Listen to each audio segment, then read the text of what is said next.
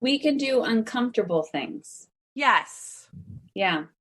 It needs to be hard. You need to grind. You like, who needs sleep? Go, go, go. I'm like, no.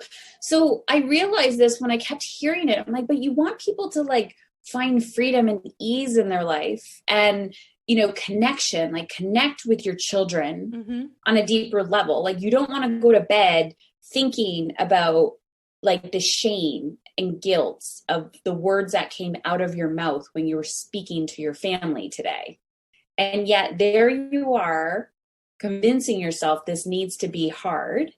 And I'm like, it's emotionally uncomfortable. And I believe the revolution that we're stepping into, or the quote unquote new way of being, is you have to feel.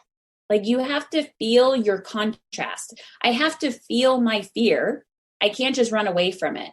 I have to be able to sit with a child's tantrum, and the child can be 2, they can be a teenager, an adult. Adults have tantrums.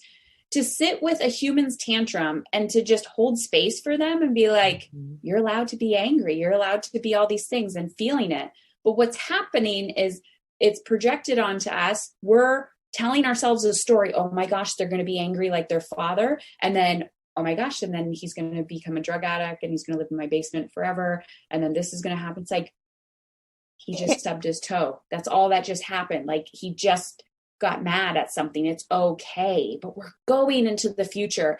And if you want to feel gratitude, if you want to feel peace, if you want to feel joy, if you want to feel calm, you also need to feel the other things that are traditionally labeled as bad or wrong. It's an emotion. It's just energy. Yeah. And in those words that you're speaking to yourself when you're imagining him being a drug addict and all the things, is that you're telling yourself you're a bad parent. And it's not true. It's simply not true. So yeah, this is maybe an uncomfortable moment, and it's just one moment in all the moments that we parent. Yeah. We moms tend to be very fear focused. We are afraid that our kid is going to become the drug addict, that he's going to sexually harass somebody, that he's going to be this terrible person. We are afraid of all of these things. We're afraid of trying for our dreams and failing. We're afraid of trying and succeeding. How do we start to get a grip on all of that, Heather, and move past that fear, recognize it, feel it, and act anyway? Mm-hmm. Good question. No, I'm just kidding. Well, I could only speak from my own personal experience. And first of all, people ask, like, how do I move past it? You might move past it for a moment, but it may boomerang and come back. I still co-create with fear and guilt. I don't feel as guilty for like taking a shower these days or, washing my face, but sometimes it pops up. And now I've learned like, you sneaky little, I know what you're up to. Like, I know what's happening. But here's the thing. I talk about it in the book. I had a moment because there's a concept that I teach called energetic time management.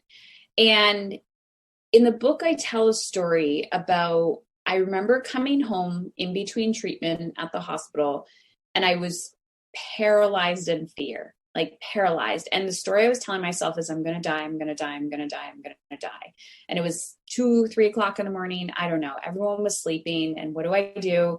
I go into the bathroom. I don't want to disturb anybody. And I just try to hold in all of my pain and all of my fear. So I don't disrupt anybody. And I'm like crying internally. And I'm like, I don't want to die. I don't want to die. I don't want to die. And then I told myself, I was like, Heather, you're not dead. Right now, in this moment, you are not dead. So stop pretending you're dead. You may die. Yeah, you may die. FYI, you're going to die eventually. But how do you want to feel? And I wanted to feel alive. I wanted to feel the opposite of dead. And then so I'm like, how do I feel alive? how do I feel alive? How do I feel alive? Which is the opposite of fear, right? How can I feel love? How can I feel alive?